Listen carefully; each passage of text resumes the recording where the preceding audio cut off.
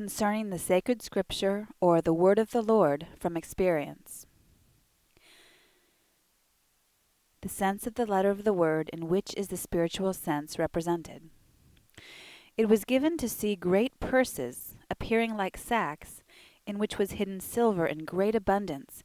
And, since these sacks were open, it seemed as if any one might take from the silver placed therein, yea, steal from it. But near the sacks sat 2 angels, who were guards. The place where the sacks were deposited appeared like a manger in a stable. In the next chamber were seen modest virgins together with a chaste wife, and near that chamber were 2 infants. And it was said that they were not to be played with in a childish manner, but wisely. Afterwards there appeared a harlot, and then a horse lying dead. It was then perceived that thus was represented the sense of the letter of the word, in which is the spiritual sense. Those great purses filled with silver signified the knowledges of truth in great abundance therein. That they were open and yet guarded by angels signified that every one may take thence the knowledges of truth, but that care must be taken lest its interior sense, in which is nothing but verities, be falsified. The manger in the stable where the sacks lay signified spiritual instruction for the understanding. A manger signifies this, even the one wherein the Lord was laid when born, for a horse signifies the understanding. Hence a manger signifies its nourishment. The modest virgins who were seen in the next chamber signified the truths of the church, and the chaste wife signified the conjunction of truth and good, which is everywhere in the word. The infants signified the innocence of wisdom in the word. They were angels from the 3rd heaven, who all appear like infants. The harlot with the dead horse signified the falsification of the word by many at this day, whereby all understanding of truth is destroyed. A harlot signifies falsification, and a dead horse no understanding of truth. The word inwardly is living. When the word is read by a man who esteems it holy, its natural sense then becomes spiritual in the 2nd heaven, and celestial in the 3rd heaven. Thus it is successively stripped of its natural sense. The reason is, because the natural, spiritual, and celestial senses correspond to each other, and the word is written by mere correspondences. The natural sense of the word is such as it is in the sense of the letter, every particular of which becomes spiritual, and afterwards celestial, in the heavens. And when it becomes spiritual, it then lives in heaven from the light of truth therein. And when it becomes celestial, it lives from the flame of good therein.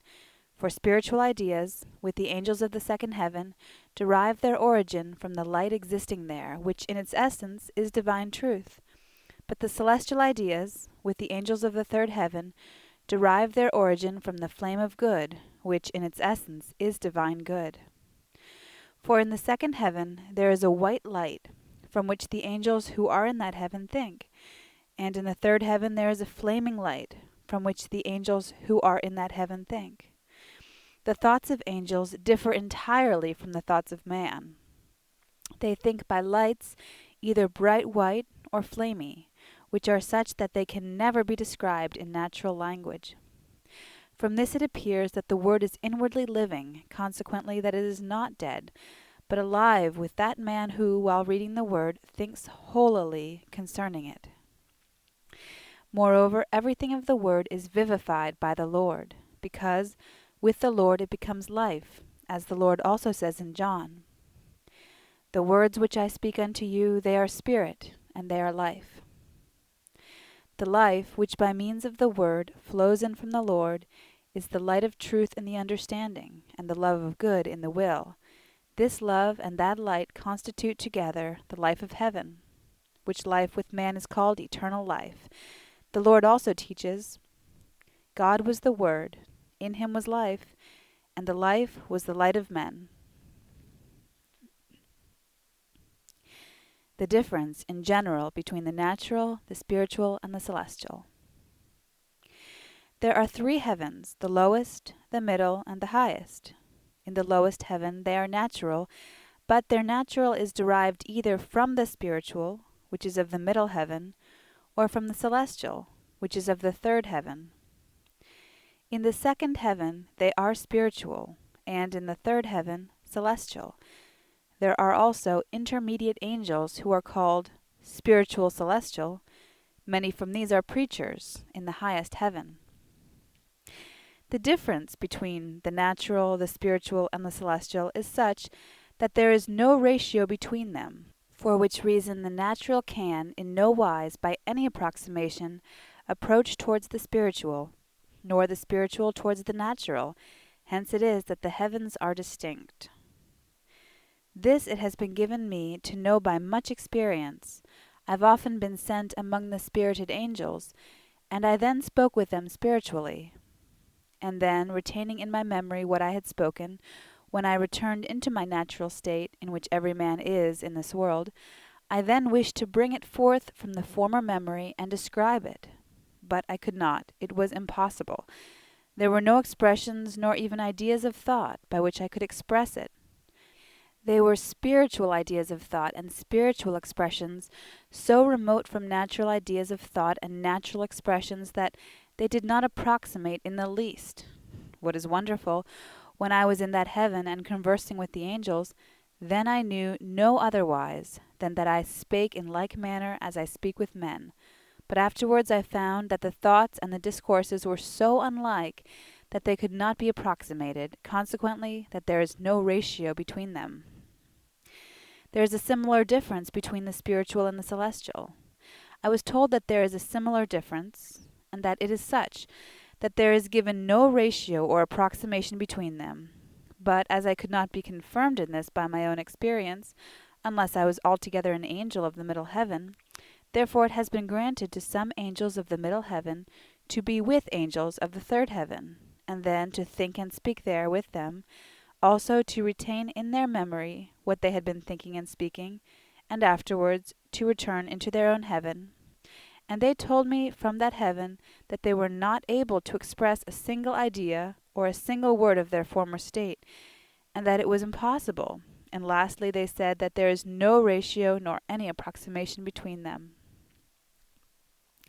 It has accordingly been sometimes granted me to be among the angels of the middle and of the highest heaven, and to hear them conversing with one another, at which time I was in an interior natural state, removed from worldly and corporeal things, namely, when first waking after sleep. Then I heard things unutterable and inexpressible, as we read happened with Paul, and sometimes I was let into the perception and understanding of the subjects they were conversing upon. The subjects they conversed upon were full of arcana concerning the Lord, redemption, regeneration, providence, and other similar things. After which it was given me to understand that I could not utter nor describe them by any spiritual or celestial expression, but that nevertheless they could be described even to their rational comprehension by words of natural language. And it was told me that there is not any divine arcana which may not be perceived, and even expressed naturally, although more generally and imperfectly, and that they who, in a natural manner, by means of their rational understanding, perceive those things from the affection of truth, afterwards, when they become spirits, can perceive and speak of them in a spiritual manner, and when they become angels, in a celestial manner, but no others. For one divine truth, naturally perceived and loved, is like a crystal or porcelain vessel, which is afterwards filled with wine, and with such wine as the nature of the truth was, and as it were of such taste as the affection of truth was. That there is such a difference, which may be termed unlimited, between the natural, the spiritual, and the celestial, may clearly appear from the difference between the thoughts of men and angels, as well as from the difference of their speech and operations, and also from the difference of their writings. From all which, as from so many confirmations, it will appear what the quality is of each, and in what manner the perfections in everything ascend and pass from the world into heaven, and from heaven to heaven. As regards thoughts, all the thoughts of man, together with the single ideas thereof, derive something from space, time, person, and matter, which appear in natural light, or the light of the world. For nothing can be thought without light, in like manner as nothing can be seen without light. A natural light, or the light of the world, is dead, because it is from its sun, which is pure fire. Nevertheless, the light of heaven everywhere and constantly flows into and vivifies that light, communicating perception and understanding of the subject. The light of the world alone cannot give anything perceptive and intellectual, or present any natural or rational light, but the light of the world gives and presents it from the light of heaven, because the light of heaven is from its sun, which is the Lord, and thence life itself. The influx of heavenly light into the light of the world is like the influx of the cause into the effect. The nature of this influx shall be explained elsewhere. From this it appears what the quality of natural thought is, or what quality the ideas of men's thoughts are, namely, that they inseparably cohere with space, time, with what is personal and material.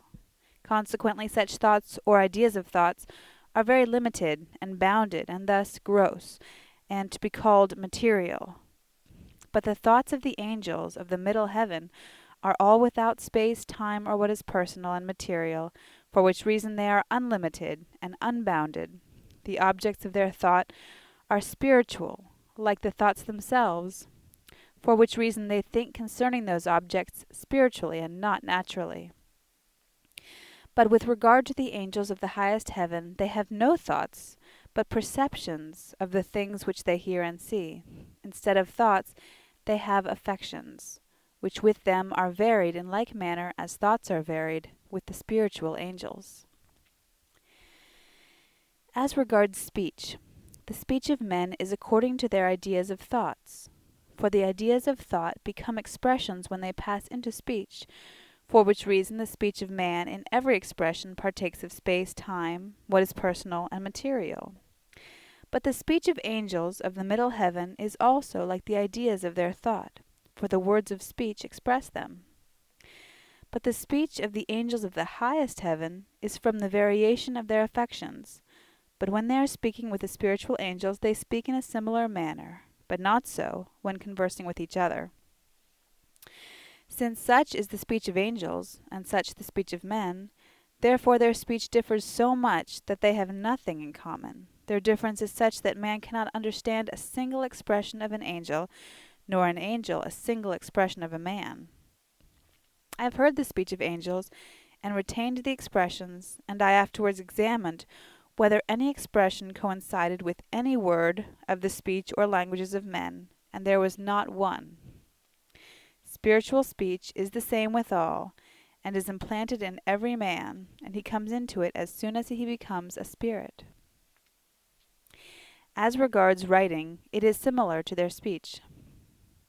The writing of the spiritual angels, as to the letters, resembles the writing of men in the world, but every letter signifies a thing, so that you would say, if you saw it in a natural state, that it consisted merely of letters. But writings in the highest heaven have no resemblance as to letters, for with them letters are drawn in various curvatures, not unlike the letters of the Hebrew language, but everywhere inflected, and not consisting merely of lines. Every letter involves a thing, of which they have a perception from affection and not from thought.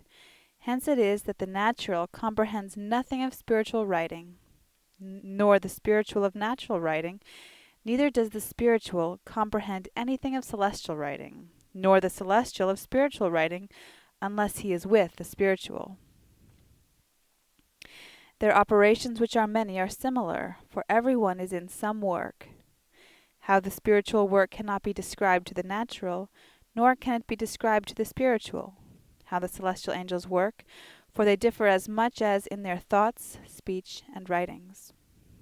From these things it is evident what the difference is between the natural, the spiritual, and the celestial, that it is such that they do not at all agree except by correspondences, which is also the reason that men do not know that they are in consociation with spirits, and spirits that they are in consociation with men, when nevertheless the consociation is continual, for man cannot live a single instant unless he is in the midst of spirits as to his thoughts and affections.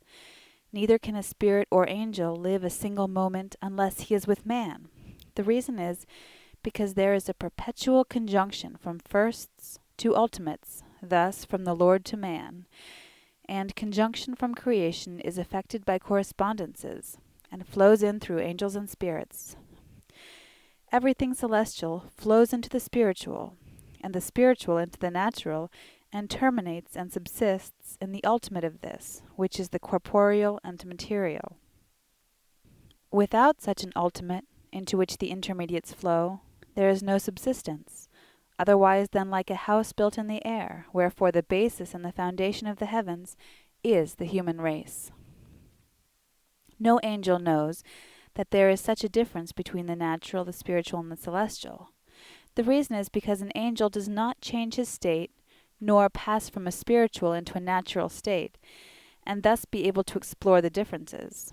I have spoken with them on this subject, and they said they did not know the differences. They believed that they thought, spoke, wrote, and worked in the same manner as in the world. But the differences was shown them by this, that they changed states, and thought first in one state, then in the other by turns, then in like manner that they spoke by turns in one state and then in another, and further that they read their writings in a spiritual state and in a natural state, and in like manner worked. Then they found that there is such a difference as cannot be described. On this subject it was granted me to instruct the angels themselves, because it has been granted me to be alternately in both worlds, and from the one to explore the other, and they all afterwards confessed that it was so. But the similitude of the natural, spiritual, and celestial states is in such things as are objects of sight, taste, smell, and hearing, also the sense of touch of various kinds. In their sight they appear like men in the world. Their garments so appear, also their houses and gardens or paradises, as also fields, likewise land and water, food and drink of various kinds, besides animals of the earth, the flying things of heaven, and fishes in water, of various kinds and of various species, their speech is heard as in the world, likewise singing and musical modulations. Taste is similar, and also odor. In a word, everything that appears and is perceived by any of the senses. But still those things are from a spiritual origin, and therefore they think of them spiritually, and give them spiritual names. But even all these things, in what manner they appear and are perceived in the middle and highest heaven, as to the excellence of their forms and harmonies, and as to their perfections, which are supereminent and transcendent, can only be described in an imperfect manner, only as it were by the most perfect things in the world, which nevertheless are imperfect, respectively to those things which are in heaven. The word is holy, even as to syllables and points. Once there was sent me from heaven a little paper, written over with Hebrew letters, but written as with the most ancient people, with whom the letters which at this day are in some part rectilinear, were at that time curved, with little horns turning upwards. The angel who was with me said that he knew whole meanings, from the letters themselves, that every letter had its own meaning, and that they knew that meaning from the curves of the lines in each letter. Besides, they knew the subject from each letter by itself. He then explained to me what Aleph signified, and what He, what those letters meant separately, and what when combined. That He, which is in Jehovah, and which was added to the names of Abraham and Sarai, signified what is infinite and eternal, and thus the word is so written in many places, whereby, when it is read by a Jew or a Christian in the Hebrew text, it may be known in the third heaven what the very letters signify. For the angels of the third heaven have the word written in such letters, and they read it according to the letters. They said that in the sense extracted from the letters, the word treats of the Lord alone. The reason for this is that the curvatures in the letters derive their origin from the flow of heaven, in which the angels of the third heaven are above all others. Wherefore these angels are skilled in that writing from what is implanted in them, because they are in the order of heaven, and live altogether according to it. They also explained in my presence the sense of the word, from the letters or syllables alone, saying that their meaning was, in a summary, that the Lord is merciful even to those who do evil. They added that the vowels there are for the sake of the sound, which corresponds to the affection, and that they cannot utter the vowels I and E, but for I they pronounce Y or I, and for E pronounce U, and that the vowels A, O, and U are in use with them, because these vowels give a full sound, while I and E have a close sound. They said further that they do not pronounce any consonants with aspiration, but with a smooth sound, and that the aspirated letters, such as D and K and others, do not mean anything to them except when uttered with a smooth sound, and that for this reason most aspirated letters have also a point within, which signifies that they are to be uttered with a smooth sound. They added that roughness or aspiration in the letters is in use in the spiritual heaven, because there they are in truths, and by means of truths in understanding. But in the celestial heaven all are in the good of love, and thence in wisdom, and truth admits of roughness, but not of good. From these things it may be evident what is signified by the Lord's saying that not a jot, tittle, or a little curve shall pass from the law. And it is also plain that it was of the divine providence of the Lord that all the letters of the word in the Hebrew text were counted by the Masoretes.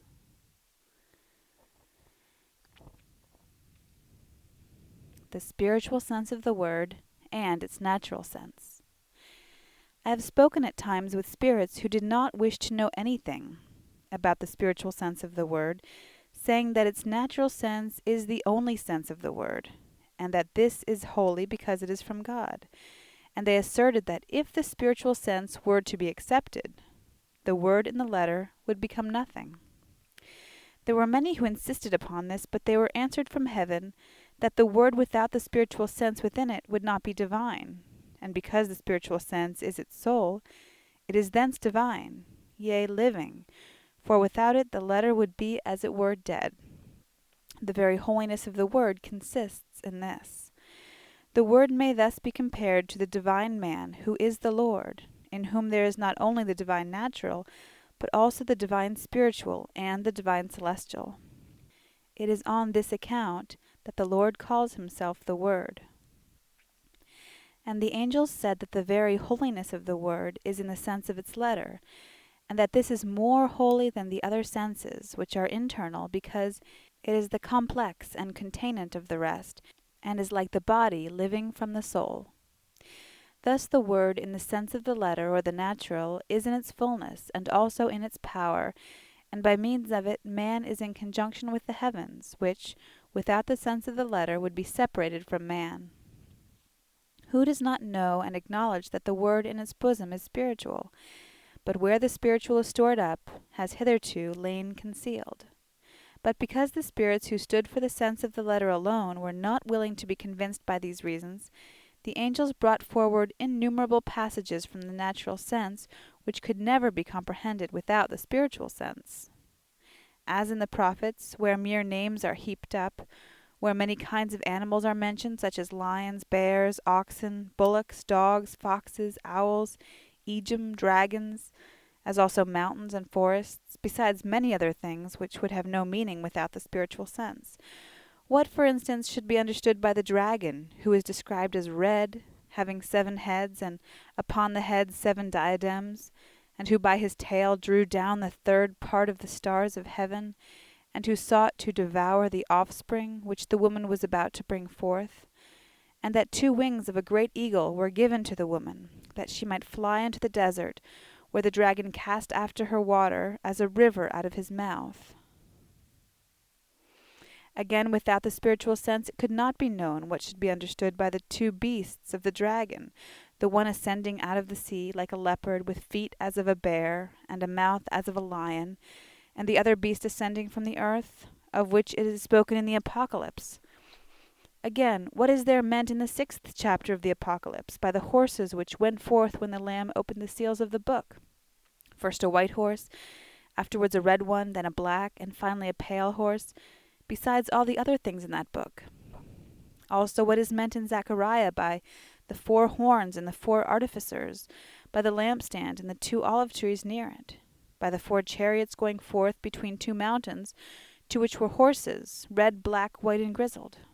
Or again in Daniel, what is meant by the ram and the he-goat, and by their horns with which they fought each other, and by the 4 beasts ascending from the sea, besides similar things elsewhere in great abundance. In order that they might still further be convinced, the angels quoted what the Lord said to his disciples in Matthew about the consummation of the age and his coming, which could be understood by no one without the spiritual sense. That the spiritual sense is in each and all of the things of the word was also confirmed by certain things said by the Lord, which could not be comprehended unless they were understood spiritually, as that no one should call his father on earth father, nor any one teacher or master, because one is their father, teacher, and master. Also, that they should not judge lest they be judged, and that a husband and wife are not 2 but 1 flesh, when yet in the natural sense they are not 1 flesh. Neither is it forbidden to judge concerning a companion and neighbor as to his natural life, for this is of importance in society, but it is forbidden to judge of him as to his spiritual life, for this is known to the Lord alone. So too the Lord did not forbid calling a father, father, neither a teacher, teacher, nor a master, master in the natural sense, but in the spiritual sense, in which there is only 1 father, teacher, and master. So in other cases. From these illustrations, the spirits were convinced that there is a spiritual sense within the natural sense of the word, and that still the very holiness of the word is in the sense of its letter, because all the interior senses of the word are in their fullness. Moreover, it was confirmed that in the sense of the letter all things which teach the way to salvation, thus to life and faith, stand forth clearly. Also that every doctrine of the Church is to be drawn from the sense of the letter of the word, and confirmed thereby, and not by the pure spiritual sense. For conjunction with heaven, and through heaven with the Lord, is not given by this sense alone, but by the sense of the letter. And the divine influx of the Lord through the word is from firsts through ultimates. The word and natural theology. This theology is nothing without the word, and unless derived from it. The excellence of the style in the word. I once heard a grave dispute among spirits who in the world had been learned, some of them from the word, and some from natural light alone. The latter insisted that natural theology is sufficient, and that this can teach, yea, enlighten man without the word, and enable him to discern that there is a God, that there is a heaven and a hell, and that the soul has immortality and thus eternal life. But the former one said that the word alone teaches and gives light on these subjects.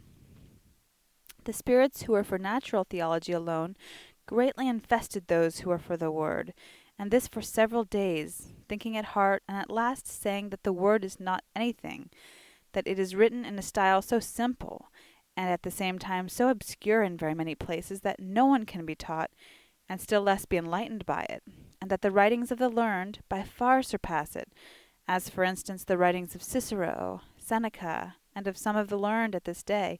But reply was made to them that the style of the word is more excellent than the style of all the learned in the whole world, since in the former there is not a sentence nor even a word or a letter which does not contain within itself something of the Lord, and thence something of heaven and the Church.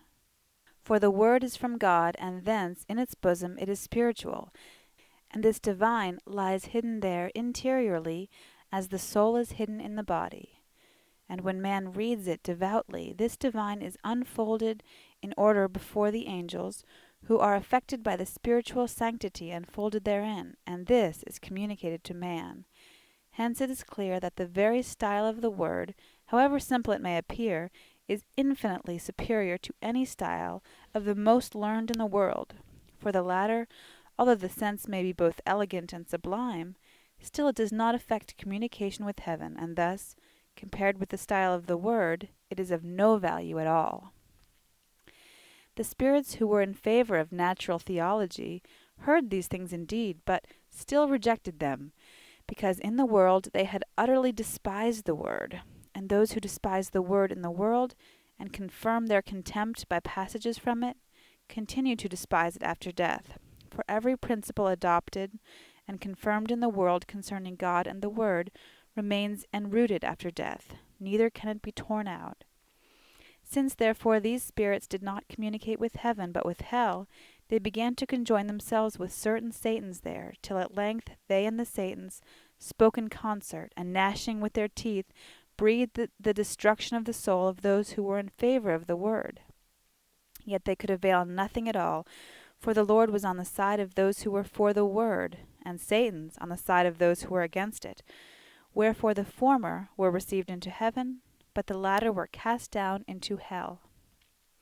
The angels afterwards said of natural theology, that without the Word it reveals nothing, but only confirms those things which are known in the doctrine of the Church from the Word, and that confirmations from nature, by means of rational light, corroborate spiritual truths, for the reason that every one has some natural idea of spiritual things, by which he retains them in memory, and thence brings them forth into the thought, and turns them over and airs them rationally.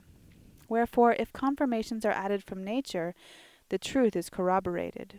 But yet care should be taken lest falsity be seized upon instead of truth, since what is false may be confirmed by the ingenious, equally as well as what is true, and thereby what is heretical may be confirmed even to the destruction of truth itself. They added that no one from natural theology can enter into spiritual theology, but that every one from spiritual theology can enter into natural theology, because the latter entrance is of divine order, but the former against divine order. For the natural is gross and impure, while the spiritual is subtle and pure. To enter from the gross and impure into the subtle and pure is not granted. But conversely, angels can look down beneath them and see all things which are there, while no one from below can see the things which are in the heavens. Yea, an angel can see a spirit who is grosser than himself, but the spirit cannot see the angel who is purer than himself. When therefore, as is often the case, such spirits ascend into heaven where angels are, they see no one, nor even their homes, and so go away saying that the place is empty and a desert. It is similar with the Word. They who do not believe in the Word from the Word can by no means believe anything divine from nature, for the Lord teaches, "They have Moses and the prophets, let them hear them. If they hear not Moses and the prophets, neither will they be persuaded, if one shall have risen from the dead." So would it be if one wished to believe from nature alone, rejecting the Word. Some of the ancients, who were pagans, as Aristotle, Cicero, and others, wrote concerning the existence of God and the immortality of the soul, but they did not know this from their own natural light, but from the religion of the ancients, who had a divine revelation, which was successively handed down to the Gentiles.